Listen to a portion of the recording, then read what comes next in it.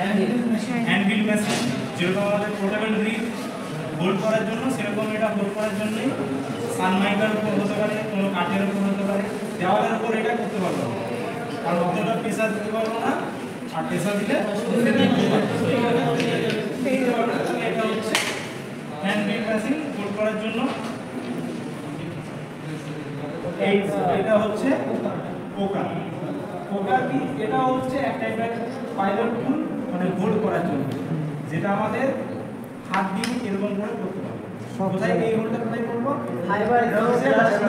পিভিসির উপর। অন্য কোনো জায়গায় করতে পারবো না, কাঠের উপর করা যাবে না, ক্যাসিং এ করা যাবে।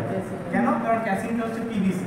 পিভিসি কি হয়? সফট, মানে সফটের উপর এই হোল্ডটা করা যাবে, সহজে করা যাবে। তাহলে এটা আমরা সেই জায়গায় হোল্ড করবো।